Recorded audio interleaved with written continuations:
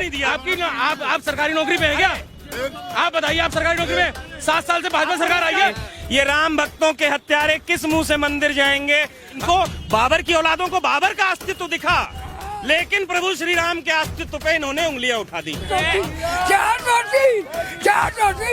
हम खुद कमा लेंगे, रोजगार के साधन चाहिए, वो सरकार उपलब्ध करा रही है। बाबरी मस्जिद को तोड़कर राम मंदिर वापस लिया है। जिस गाड़ी पे लाल झंडा, समझो उसमें बैठा गुंडा। श्री मुल्ला यम सिंह ने, किसने? मैं दोबारा दोहरा रहा हूँ, मुल्ला यम सिंह ने। अब वो जो टोपी, जालीदार टोपी पहन के ये हिंदुओं को जो टोपी पहनाने का प्रयास करते थे, हिंदुओं ने इनकी जो सच्चाई है उसको समझ लिया है। ये टोपी पहनाने का कार्य कर रहे हैं और जनता इन्हें कंटोपा पहना के भेजेगी। जावेद नाम है तो मैं 3 बीवी के साथ सोऊंगा, और पंकज अग्रवाल नाम है तो मुझे 1 में संतुष्टि रखनी पड़ेगी। 12 बच्चों को रोकने की बात नहीं करेंगे।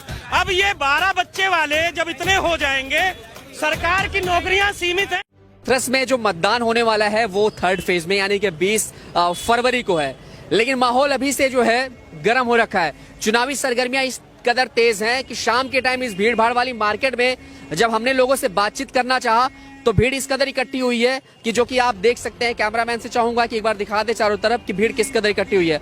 और आपको याद होगा कि सोशल मीडिया से लेकर के हर जगह पर एक बहुत ही चर्चित चेहरा जो हमेशा अपने बयानों के लिए जाने जाते हैं, अपनी बातों के लिए जाने जाते हैं, बड़ी सुर्खियां बटोरते हैं और हमेशा से उनकी जुबान से निकले हुए शब्द ना विपक्षियों के सीने पे जाके लगते हैं। तो वो शख्स इस वक्त घूमते टहलते वक्त जो है मिल गए। हमने सोचा ये जाना पहचाना चेहरा है, बातचीत करते हैं। तो ये रहे दीपक शर्मा जी जो कि हाथरस के ही हैं, और इनसे बातचीत करेंगे कि आखिरकार पक्ष विपक्ष में क्या माहौल चल रहा है, कैसी राजनीति चल रही है और 10 मार्च को क्या माहौल रहेगा।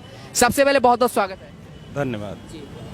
आप बताइए क्या माहौल होने वाला है 20 फरवरी को ईवीएम में जो ये अंगूठा है किस पर दबेगा, और 10 मार्च को जो फैसला है वो किसके पक्ष में आएगा?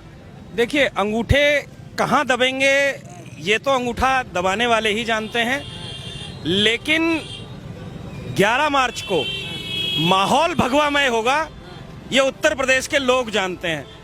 ये आप यहाँ पूछ सकते हैं कि 11 मार्च को जो सूरज उगेगा वो भी भगवा होगा, और जो राजनीति का माहौल होगा वो भी भगवा होने वाला है, उसे कोई रोकने वाला नहीं है। वो लाल टोपी रेड अलर्ट की लोग बात कर रहे हैं एक तरफ, तो भगवा और लाल टोपी का अंतर बताइए। देखिए लाल और भगवे में बहुत अंतर है, ठीक है ना। लाल खतरे का निशान है और भगवा विजय का प्रतीक है। सदियों से रहा है, आज भी है और 11 मार्च को भी होगा। और हम तो कह रहे हैं जो इस समय गठबंधन चल रहा है, आपने देखा होगा, स्वर्गीय अजीत सिंह बता के गए थे, जहां तक आपने लाल टोपी की बात की है, कि जिस गाड़ी पे लाल झंडा, समझो उसमें बैठा गुंडा। जिस गाड़ी पे लाल झंडा, समझो उसमें बैठा गुंडा।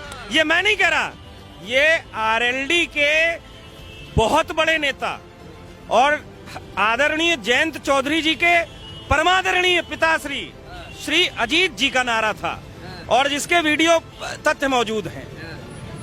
और जो लाल टोपी की बात है, जो थोड़ी बहुत दिख रही है, 11 मार्च को ये दिखेगी नहीं, सब उतरने वाले हैं। ये झंडे भी उतरेंगे, क्योंकि फिर डंडा तैयार रहेगा इन गुंडों के लिए, पुलिस का और प्रशासन का। पहले भी देखा है, आगे भी आप देखेंगे। पश्चिम यूपी आरएलडी सपा का गठबंधन, और वहीं दूसरी तरफ कह रहे हैं बीजेपी का पूरा सफाया करेंगे। ये सफाया करने की बात आपने सुना होगा, कई जगह कह रहे हैं कि ये 300 सीट लेकर के आएंगे। इनकी रैलियों में अगर पैसे से आदमी नहीं आए ना, तो इनकी रैलियों में 300 कुर्सी नहीं भर सकती। 300 सीट तो इनके ख्वाब से भी ऊपर की चीज है। ये पहले अगर किराए के टट्टू न लेकर के आए, तो ये अपनी रैली में 300 कुर्सियां भर के दिखाएं, तब ये सपने देखें 300 सीटों के। 300 सीटों पे इनकी जमानत जब्त होने वाली है। अखिलेश जी को एक बार उस चार्ट को दोबारा पढ़ना चाहिए, उस सर्वे जो इनकी पार्टी ने करके दिया है, शायद पढ़ने में कहीं गलतफहमी हो गई है। 300 सीटों पे जमानत जब्त होने वाली है, ना कि 300 सीटें जीत रही है। और इसे आप सफेद कागज पे लाल पेन से नोट कर लीजिए। बाबा जी जहां जहां जा रहे वहां वहां कह रहे हैं, ये मुजफ्फरनगर और कैराना के जो लड़के हैं ना, इनकी गर्मी शांत कर देंगे बस आने। नहीं, गर्मी तो इनकी शांत होनी ही है। ये सोच रहे हैं कि जिस तरह से ये बयान दे रहे हैं, ये वो जो 80-20 का आंकड़ा है, ये सोच रहे हैं कि ये कुछ गुंडे, मवाली, अपराधी, गैंगस्टर, मर्डरर, रेपिस्ट, इनको टिकट दे करके ये उत्तर प्रदेश की जनता का सिरमौर पहनेंगे, तो बिल्कुल गलतफहमी है। उत्तर प्रदेश की जनता ने पिछले 5 सालों में जिस तरह सुरक्षा व्यवस्था या सरकार की जो, मैं कह रहा हूं कितनी योजनाएं, लोग सिर्फ सुरक्षा व्यवस्था पे बात करते हैं। जब आप पश्चिमी उत्तर प्रदेश की बात करते हैं, क्योंकि पश्चिमी उत्तर प्रदेश को अपराधियों का गढ़ बना लिया गया था अपराधियों ने। लेकिन आपने देखा होगा कि पिछले 5 वर्षों में जिस तरह से भारतीय जनता पार्टी ने एक एक गुंडे को या तो गाड़ी पलटी है या वो जेल में सड़ रहे हैं। आपने देखा होगा कि पिछली सरकारों में, कोई भी सरकार आती थी, हर जिले में एक गुंडा पैदा होता था, हर जिले में, चाहे वो पॉलिटिकल हो, चाहे वो जो जिसको प्रोफेशनल गुंडा बोलते हैं। लेकिन पिछले 5 सालों में भारतीय जनता पार्टी ने हर जिले से वो गैंगस्टर खत्म करने का कार्य किया है। और ये मैं नहीं कह रहा, ये आम जनता कह रही है, ये मैं नहीं कह रहा, ये आम जनता कह रही है कि गुंडे खत्म करने का काम किया है, सुरक्षा, बहनों और बेटियों को सुरक्षा दिलाने का काम किया है, गरीबों तक राशन पहुंचाने का काम किया है, जरूरतमंदों को चिकित्सा के लिए 5 लाख रुपए देने का कार्य किया है। और ये चाहे गैस कनेक्शन हो, चाहे मकान हो, जब ये बांटा ना, लोग हिंदू मुस्लिम की बात करते हैं, लेकिन जितनी भी सरकार की योजनाएं हैं, एक भी योजना आप बता दें, किसी भी योजना की लाइन में चले जाएं, अगर बगैर मूछ वाला और बुरके वालों की सबसे ज्यादा संख्या न मिले, तो जिसमें आप कहेंगे मैं उस चौराहे पे बाल दान करने को तैयार हूं। इनकी सरकार की योजनाओं का सबसे बड़ा फायदा अगर किसी को पहुंचा है, चूंकि इन्होंने जाति और धर्म देख के योजनाएं नहीं दी। पिछली सरकारों में लोगों ने देखा कि फलानी योजना अल्पसंख्यक के लिए, फलानी योजना अल्पसंख्यक के लिए, ढिकानी योजना फलाने समाज के लिए, लेकिन भारतीय जनता पार्टी ने समाज के हर वर्ग के लिए जब सरकार की योजना आए तो वो जरूरतमंद की योजना होनी चाहिए, किसी जाति या धर्म की नहीं होनी चाहिए। नाहिद हसन के समर्थक कह रहे हैं हमें आने दीजिए, भूस भर देंगे। नाहिद हसन के समर्थक कह रहे हैं भूस भर देंगे, भूस हमारी सरकार। 2013 में भी हमने हरा चारा भरा था, और अभी जब आएंगे तो अब की बार ऐसा चारा भर देंगे कि इनकी 7 पुश्त याद रखेंगी। और रही बात, ये नाहिद हसन के समर्थक वास्तव में नहीं है, ये समाजवादी पार्टी का चेहरा है। आप समझिए, समाजवादी पार्टी के कैंडिडेट देखिए, ये आखिर कौन से, ये लोग देना क्या चाहते हैं, ये किस तरह की सरकार देना चाहते हैं, ये किस तरह के विधायक देना चाहते हैं। आप समझिए, कोई जेल पे है, कोई जेल में है, कोई बेल पे है, कोई जेल में है, कोई बेल पे है। ठीक, एक तो ये हो गए इनके, अतीक अहमद, मुख्तार अंसारी, नाहिद हसन, नावेद, अब्दुल्ला आजम, आजम खान, ये क्या बनाना चाहते हैं उत्तर प्रदेश को? ये बनाना क्या चाहते हैं उत्तर प्रदेश को? ऐसे लोगों के साथ खड़े होना मेरे लिए तो जुर्म से कम नहीं है। ठीक है कि जो लोग ये कहते हो कि मैं भारत माता की जय नहीं बोलूंगा, लेकिन इनकी रैलियों में आप सुन लें कि पाकिस्तान जिंदाबाद के नारे छूट के लगते हैं। मैं वंदे मातरम नहीं बोलूंगा, लेकिन इनकी रैलियों में जिन्ना जिंदाबाद के नारे छूट के रखते हैं। कौन है जिन्ना? कौन है ये जिन्ना की औलादें जिनको आज भी जिन्ना महान लगता है? ये जिन्ना को हमने तो ऐसे ही पढ़ा कि जिन्ना मेरे देश के टुकड़े करवाने वालों में की लाइन में सबसे आगे लगा हुआ था। और अखिलेश यादव कहते हैं भारत की आजादी में जिन्ना का हाथ था। तो भाई साहब, इनकी तो नस्ल ही ऐसी है। इनके पिताश्री मुल्ला यम सिंह ने, किसने? मैं दोबारा दोहरा रहा हूं, मुल्ला यम सिंह ने राम भक्तों पे गोलियां चलवाई, इन्होंने कांवड़ यात्रा रुकवाई, इन्होंने मंदिरों के घंटे रुकवा दिए।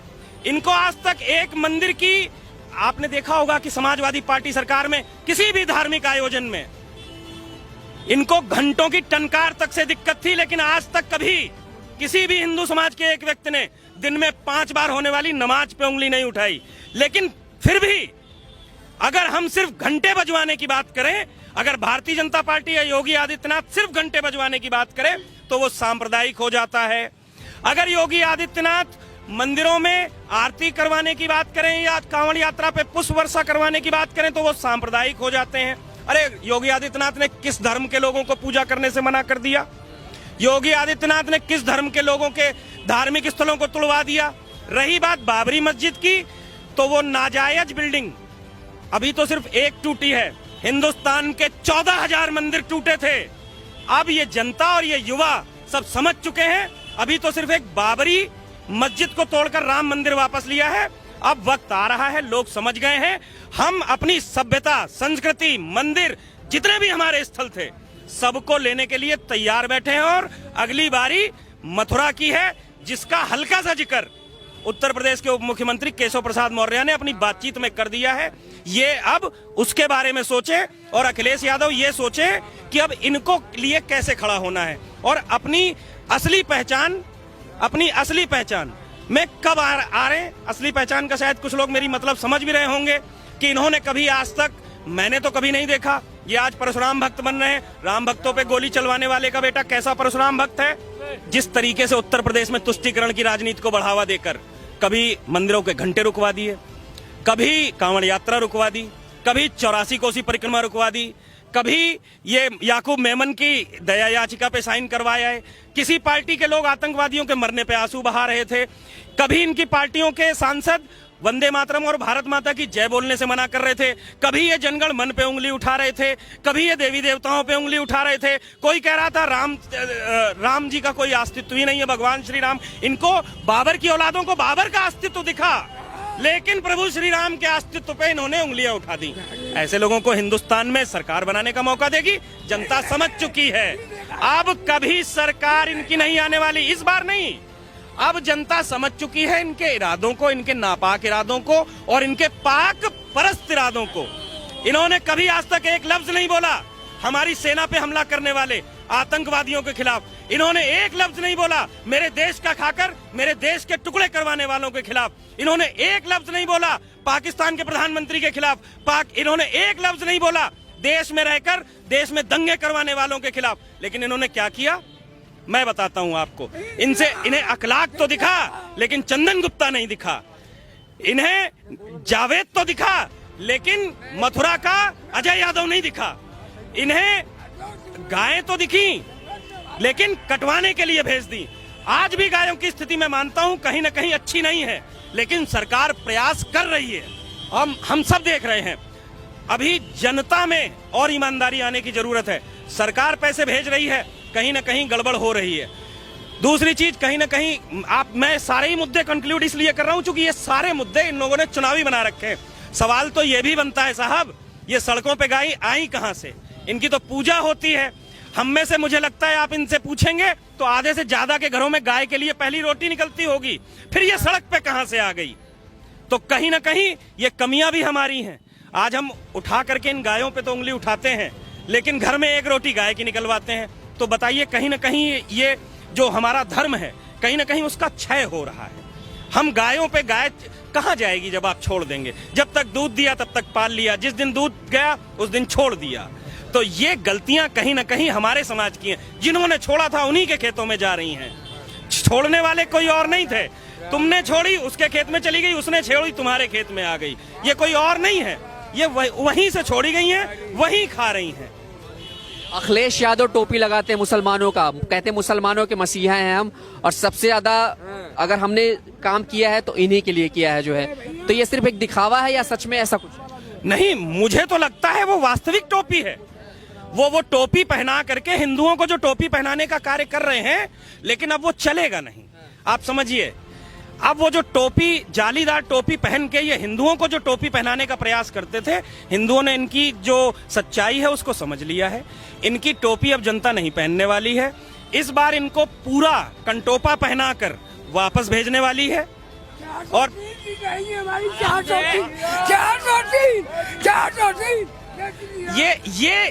ये आप समझिए, इस व्यक्ति को क्या चाहिए?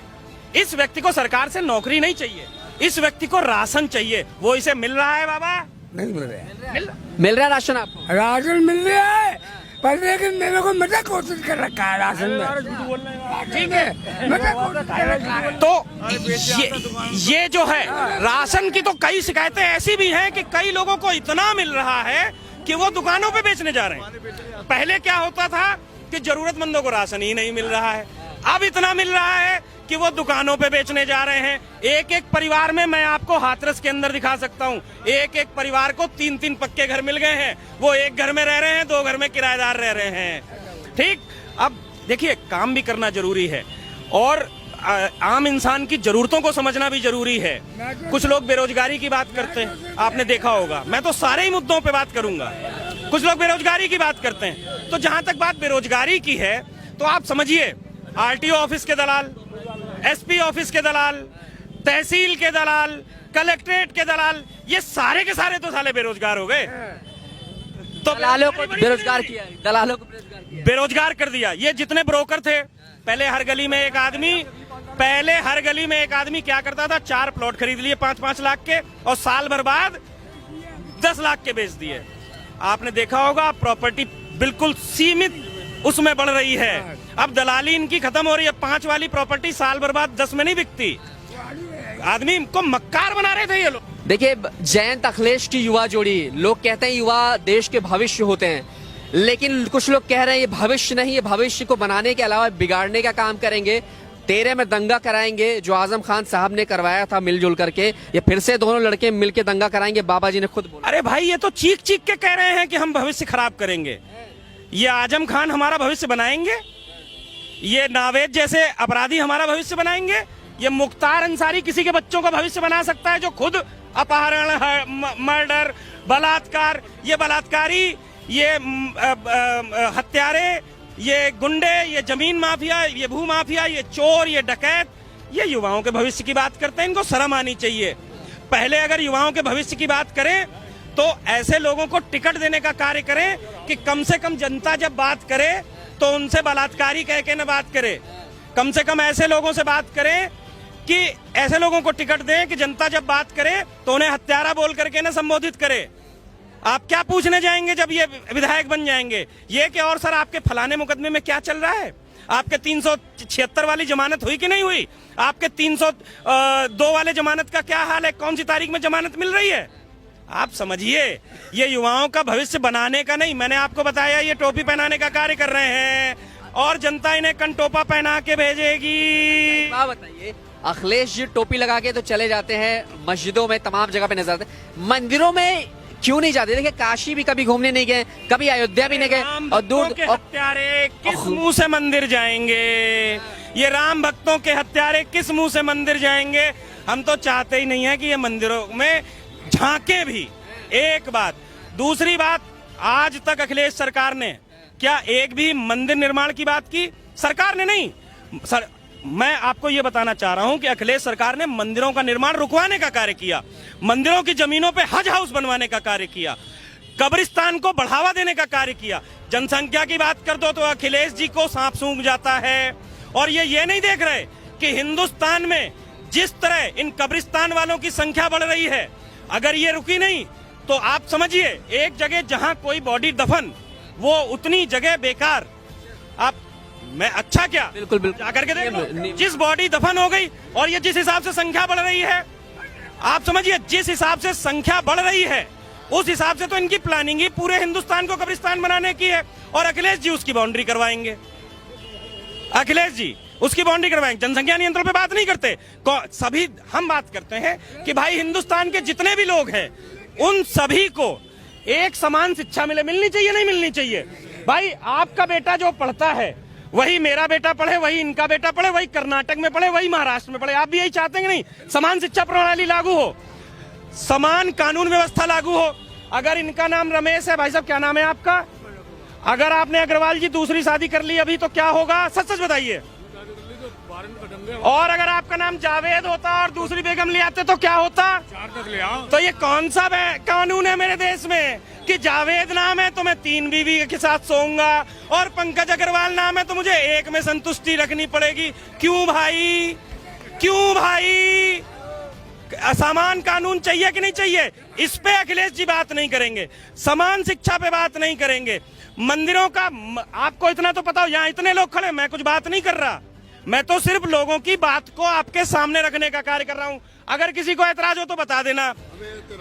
हाँ बिल्कुल बताना, बिल्कुल बताना। एक बात और मेरी हो जाए, ये भाजपा सरकार केवल हिंदू मुस्लिम के आधार पर आदमियों को बांट करके शासन करना चाहती है। एक मिनट आप बोलिए। आप हवाई जहाज के अड्डे बना रहे हैं, किसके लिए बना रहे हैं? आपने अभी टाटा को भेज दिया एयर इंडिया। क्या ये बना करके ऊपरी हवाई विकास दिखा करके क्या अंबानी अडानी इन पूंजीपतियों को बेचेंगे? कहाँ है? रोजगार नहीं, आदमी बेरोजगार घूम रहा। लेकिन लड़कियां, महिलाएं, बहनें, जितनी भी लोगों से मेरी बात होती है वो कहती है हमें सुरक्षा चाहिए, बाकी तो हम सब झेल लेंगे। सुरक्षा है, पहले भी थी, अब भी है। एक मिनट सुनिए। पहले सुरक्षा थी। आप देखिए, कह दे हिंदू मुस्लिम की बात है। मैं ताऊ से पूछना चाहता हूँ, बाबा आप बुजुर्ग हैं, मैं आपसे पूछना चाहता हूँ, मैं आपसे, संविधान से चलेगा, मैं ऐसा नहीं चलेगा। ये संविधान से चलेगा, ये संविधान से चलेगा। हिंदू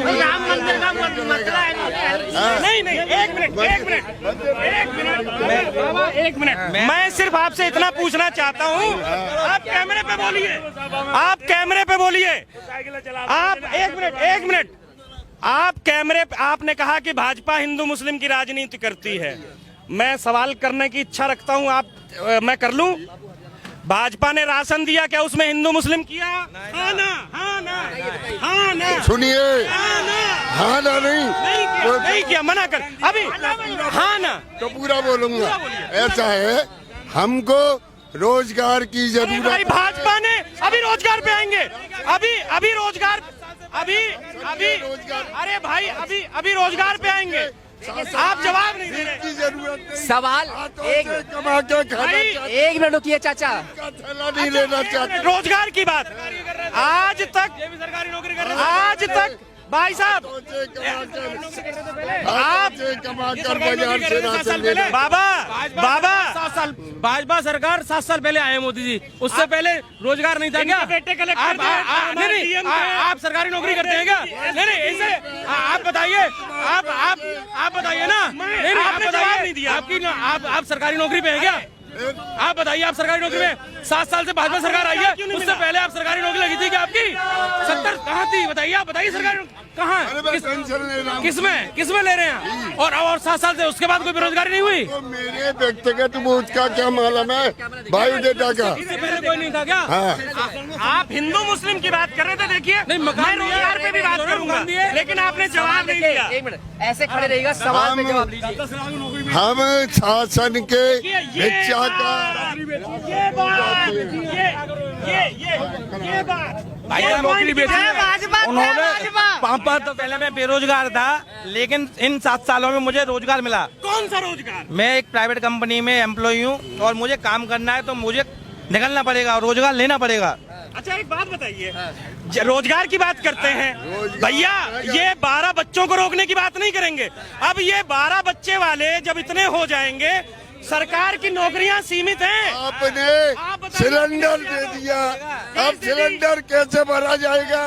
950 रुपए। भाई एक घर दिखाओ, एक घर दिखाओ। सब्सिडी भी खत्म कर दी। अरे भाई एक सब्सिडी खत्म कर दी। मैंने जब आप एक मिनट इधर आ जाओ। आपके घर में गैस है? छोटी है। सिलेंडर है?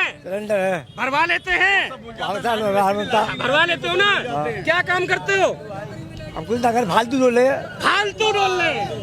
फिर भी भरवा लेते हो? ताऊ चले गए। बीजेपी को कोई रोकने वाला नहीं है। गुटखा खा के आ रहे हैं अभी केसर ले गए। अरे भाई भारतीय जनता पार्टी ने स्वरोजगार के जितने ऑप्शन भारतीय जनता पार्टी ने दिए हैं, ये जो हिंदू मुस्लिम की बात करते हैं, मैंने कहा तो था, अगर बाबा की हिम्मत हो तो बाबा जवाब दें। राशन बटा क्या हिंदू मुस्लिम देखा? सिलेंडर बटे क्या हिंदू मुस्लिम देखा? इनकी चिकित्सा योजना चल रही है 5 लाख रुपए की, क्या हिंदू मुस्लिम देखा जा रहा है? लोगों ने ये कहा है कि सुरक्षा के मामले में योगी सरकार ने अच्छा काम किया, अखिलेश से बेहतर। इस पे क्या कहेंगे? नहीं, ये तो पूरा चुनाव ही सुरक्षा पे ही लड़ा जा रहा है। समाज को सबसे पहले क्या चाहिए? मैं घर से बाहर निकलूं, मुझे सबसे पहले चाहिए क्या? अगर मैं ही सुरक्षित नहीं हूं सड़क पे, मैं क्या तो रोजगार कर लूंगा, क्या शिक्षा ग्रहण कर लूंगा? सबसे पहले तो मुझे सड़क पे सुरक्षा चाहिए, और अगर सुरक्षा व्यवस्था बेहतर कर दी और मतलब मेरे जानमाल की सुरक्षा कर ली सरकार ने, और ऐसा माहौल क्रिएट कर दिया कि मुझे कोई लूट ना सके। मेरी बहन अगर कहीं स्कूल पढ़ने जा रही है या पत्नी मार्केट में जा रही है, उसे सुरक्षित माहौल मिल जाए। मैं नौकरी कर रहा हूं, मुझे यही डर खाया जा रहा है कि मेरी पत्नी आज फलाने काम से मार्केट गई है, वो पता नहीं सही सलामत घर पहुंचेगी कि नहीं पहुंचेगी। वो सही सलामत घर भी नहीं पहुंच रही, मैं उधर काम भी नहीं कर पा रहा। तो सुरक्षा एक ऐसा मुद्दा है जिसे लोग कह रहे हैं सुरक्षा कोई मुद्दा नहीं। अरे भाई, सबसे पहला मुद्दा, राष्ट्र की बात हो तो राष्ट्र की सुरक्षा, आमजन की बात हो तो आमजन की सुरक्षा। आप हाथरस से हैं? जी साहब, आप मैं हाथरस तो से है ना? हूँ। अरे एक मिनट, इन्हीं से हाथरस की बात पूछ लेते हैं। सिर्फ एक सवाल का जवाब देना, सिर्फ एक सवाल का। 2017 से पहले हाथरस में 5-7 माफिया थे कि नहीं थे? माइक इनसे पूछिए, थे कि नहीं थे कि नहीं थे? थे, वाकई में थे भाई, ऑलरेडी थे। अब कितने माफिया हैं? अब इनसे मैं दूसरा सवाल करता हूं, क्या हाथरस जिले में एक भी माफिया फिलहाल है? मैं आपसे सिर्फ हाँ ना में जवाब दे दो, बात खत्म हो जाएगी। ये बताएं, अरे है, आप ये बताएं, अब इस बात का जवाब ले लिया आप ये बताएं, एक मिनट, आपने जवाब ले लिया। आप ये बताएं, हाथरस में एक भी गुंडा माफिया है? भाई से पूछिए, आप ये, अरे भाई से पूछिए, नहीं। भाई से पूछिए, एक भी गुंडा माफिया आप है? ये बताएं, हाथरस में भूलगढ़ी में ऐसा कौन सा कारण था वो जिस बेटी के साथ बलात्कार हुआ उसको राती रात प्रशासन से क्यों चलवा दिया? आप ये कारण बताएं। उन्नाव में जिस मिनिस्टर ने बलात्कार किया उस लड़की के साथ, उसके बाप को मरवा दिया, वो मिनिस्टर ही नहीं का था। इनसे नाम पूछिएगा, जेल में है। बेटा तो जेल में, बेटा तो मैं पहुंचो, हम बचाते नहीं है, आपका न्यायपालिका में विश्वास नहीं है, ये ठोको सरकार है। मतलब ये चाह रहे हैं, मैं आपको बता रहा हूँ, ये चाह रहे हैं कि नावेद जैसे लोगों को ठोको नहीं, इनको रोको नहीं, इनको टिकट देके बढ़ावा दो, इनको जेल मत भेजो, इनको बढ़ावा दो। मुख्तार अंसारी जैसों को रोको मत, मुन्ना बजरंगी जैसों को रोको मत, अतीक अहमद जैसों को रोको मत, इनको बढ़ावा दो। ये चाहते। अब बात करते भूलगढ़ी वाली बेटी की, हम एक बात कहना चाहते हैं, जय संविधान, केवल ओनली जय संविधान। जय श्री राम नहीं, जय श्री कृष्ण नहीं, जय संविधान। ओनली हम कॉन्स्टिट्यूशन के हिसाब से करते हैं। देखो, जय श्री राम 1000 साल पहले था। जो जय श्री राम में विश्वास नहीं रख सकता वो किसी संविधान में विश्वास नहीं। सुनिए, 3000 साल पहले थे वो, 1000 साल पहले नहीं थे, हजारों साल पहले। 1000 साल। जय सिया राम होता है। सुनो, ये वही लोग हैं जिन्हें बाबरी मस्जिद चाहिए थी, जो राम भगवान के अस्तित्व पर उंगली उठा रहे थे। से नहीं, मैं देहात से हूँ भाई। अखिलेश सरकार 12 से 17 तक रही थी, किसानों को रात में लाइट मिलती थी, 4 घंटा बिजली मिलती थी, बिजली भी नहीं मिलती थी। आज बिल ज्यादा जा रहा है तो मतलब आराम से तो सो रहा है घर में। Constitution right only. कैसी बिजली मिल रही? संविधान की जाऊ, बस केवल संविधान की जाऊ हमारी। संविधान ही बस, संविधान की तो जय है ही है। ये क्या चाहते, कौन सा संविधान? मेरी बात सुनो भाई। अतीक अहमद, मुख्तार अंसारी, नावेद, एक मिनट, ये संविधान विकास का मुद्दा ही बात कर लेना। विकास का मुद्दा ही ये कौन सा? क्या भारत का संविधान ये कहता है कि इन हत्यारे, बलात्कारी, डकैत, इनकी जय करके संविधान की जय करवाना चाहते हैं? ये 370 हटाने वाले लोग नहीं हैं। दीपक जी, आप किस संविधान की बात कर रहे हैं? जिन्होंने नागपुर में आरएसएस ने भारतीय झंडा नहीं लहराया है, उस संविधान को नहीं माना, मुस्लिम लीग के साथ सरकार बनाई आपने। किसने? आरएसएस ने। और क्या हिंदू महासभा क्या है? हिंदू महासभा। देखो बंटी भैया, तुम तो दर बदल लो, दर नहीं बदलोगे। मेरी बात सुनो, मैं एक देहात हूँ, किसान हूँ, देहात से हूँ, किसान हूँ। बिजली जो है भैया, अखिलेश सरकार के साथ टाइम में 4 घंटा लाइट आवती और किसान बैठा हो तो मजदूरों का चांद चढ़ जाती। और क्या कहता, इतना रात में परेशान रहता था कि पूरी रात निकल जाती और खेत भरता नहीं था। चलिए एक बात बताइए। मैं व्यापारी हूँ। मेरी शॉप है यहाँ। जाते हैं। अरे मेरी शॉप है, आप फोटो लीजिए। मैं 4 घंटे पहले कंप्लेंट करके आया हूँ। क्या क्या 4 घंटे पहले बिजली की कंप्लेंट करके आया हूँ अपनी, ठीक है ना। अभी एक लोकल नसैनी वाला आया तो 200 रुपए लूंगा तब लाइट सही करूंगा। मैंने अरे सुनिए, मैंने जब कही कि मैंने अपनी लाइट की कंप्लेंट कर रखी है तो नहीं, मैं व्यापारी की भाई कोई सरकार आ जाए, अरे व्यापारी का सरकार अच्छा कोई काम नहीं करेगी। सुनिए, दिल्ली में एक केजरीवाल ने 2 यूनिट फ्री दी थी, उसके बाद में केजरीवाल जीत गया है, केजरीवाल जीत गए, फिर दंगे हुए, फिर 300 यूनिट यहाँ पे फ्री मिल रही है। अभी अगले जी ने कुछ लोग कह रहे फ्री देके क्या करेगा, बिजली आएगी। दंगे करवाएंगे, दंगे। मैं तो सिर्फ एक मिनट सुनिए, ये बोल रहे थे जय संविधान, पर मेरे देश का तो संविधान भी ऐसा है कि वो भी बगैर गीता की शपथ खाए आगे नहीं बढ़ता।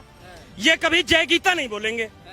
जो संविधान भी पहले गीता की शपथ खिलवाता है, फिर बाद में आप जय श्री राम, आप क्या बोलते हो? जय श्री राम। हम बोलते हैं जय सिया राम, पहले महिला को आगे रखते हैं। हम बोलते हैं जय सिया राम, जय सिया राम, महिला राजा के सिया राम बोलते हैं हम, जय सिया राम, ठीक है ना। सबसे पहले महिला आती है। अरे यार कभी अच्छी बात बताइए, आप सुरक्षा की बात करते हैं। अखिलेश सरकार ने 700 प्लस दंगा कराया था, भाजपा के नाम 0 है, ऐसा डेटा है।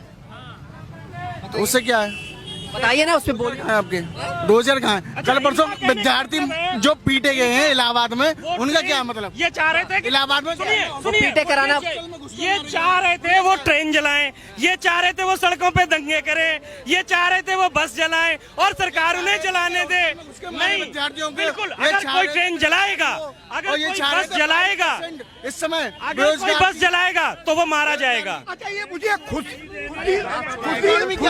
का क्या कसूर था? देश की इकोनॉमी क्या है? 17 मोदी की देन है ये, और यूपी हर जिले में मेडिकल कॉलेज, उससे पहले कोई नहीं था। 4 एम्स थे ऑल इंडिया में, मोदी के आने से 17 एम्स बने हैं। आज मेरा बेटा एम्स में। कौन से जिले में आया? हाथरस में तो मेडिकल कॉलेज है नहीं है, कौन से जिले में आ गया ये बताइए? 59 मेडिकल कॉलेज अभी इस वक्त है पूरे हर एक जिले में। जिलों के नाम बता देता हूँ, गौर से सुनना। अरे भाई 17 की बात करी, हर जिले की बात नहीं करी। पहले तो चीजों को संयम से सुनकर समझने की कोशिश करिए। गोरखपुर में आ गया, इनसे पूछो हाँ कि ना। हम गोरखपुर गए ही नहीं कभी। अब ये लंदन नहीं गए तो ये कहेंगे हमने लंदन ही नहीं देखा, लंदन है ही नहीं। अगर इन्होंने लंदन नहीं ये लंदन नहीं गए तो इन्होंने ये कह देंगे कि लंदन है ही नहीं। अखिलेश की 300 यूनिट फ्री बिजली लेंगे आप? 300 यूनिट आएगी नहीं, ओरिजिनल बात, 300 यूनिट आएगी नहीं। देश को सबसे पहले आपको गुणवत्ता का शिक्षा, गुणवत्ता की शिक्षा चाहिए, गुणवत्ता का न्याय चाहिए, और उसके बाद गुणवत्ता की आपकी केवल आपको गुणवत्ता की शिक्षा चाहिए, देश को गुणवत्ता के न्याय चाहिए, और गुणवत्ता की आपको की शिक्षा देंगे नावेद, अतीक अहमद और मुख्तार अंसारी। किसी आदमी से वो नहीं है, वो भी दे जो दे सकता है इस देश को, वो दे। अच्छा, शिक्षा की बात कर रहे थे, शिक्षा की बात कर रहे, कह रहे नकल माफिया सबसे ज्यादा। एक मिनट, नकल माफिया जो थे वो 12 से 17 में थे, 17 से 22 में बिल में छुप गए। चलेगी। आप शिक्षा की बात कर रहे हैं। 2 साल से स्कूल विद्यालय सब बंद पड़े हुए हैं। वो कोरोना महामारी, किससे चलवाएंगे? कोरोना महामारी आप घोंटगो से बच्चों को चलवाएंगे? 2 साल खुद कह रहे हैं, आप समझिए, ये खुद कह रहे हैं 2 साल से विद्यालय बंद पड़े हैं, ठीक, और ये पूछ रहे हैं पिछले 2 साल में भर्तियां क्यों नहीं की। मतलब राशन ले फ्री में, राशन ले रहे न, मतलब बच्चे मतलब राशन लेंगे, वोट नहीं देंगे। चाहिए 12th पास भर्तियां लेंगे, 12th तक की शिक्षा तो ओपन करेंगे आप। क्या 12th? लेकिन शिक्षक की जब भी भर्तियां होती थी, कहा जाता मुसलमान यादव लोग भर्ती होते थे बिना किसी पेपर के, खूब जम के घोटाला होता। जी सर, पहले टेट थी, इस पूरे प्रदेश में टेट थी पहले, उसके बाद में सुपर टेट आई, सुपर टेट के बाद में आरक्षण आया, आरक्षण के बाद में आपकी नंबरिंग सिस्टम आया। संविधान की बात करते हैं, उस संविधान में बात का, उसी संविधान की वजह से आज आरक्षण की वजह से लोग मारे जा रहे हैं, नौकरी की बेरोजगारी ज्यादा बढ़ी है। नहीं सर, बाय द वे कल परसों ये भी कहेंगे कि हम शिक्षा को भी बेच देंगे, प्राइवेट मत में। हम देश के रेलवे को बेच चुके हैं, LIC बेच चुके हैं, और किसकी क्या है भाई साहब इनकी 1 मिनट सुनना, इनका 1 मिनट। सर्वण आयोग का कब गठन अब मैं यहाँ बोलना चाहूंगा, 1 मिनट। भाई साहब आपका पूरा नाम क्या है? विक्रांत शर्मा नाम है, मेरा नाम दीपक शर्मा है। पहले सवर्ण कहना सीखिए, सरवण नहीं, ठीक? ये कांग्रेस की शिक्षा है कि सवर्ण होकर के सवर्ण बोलना तक नहीं सिखाया स्कूल में।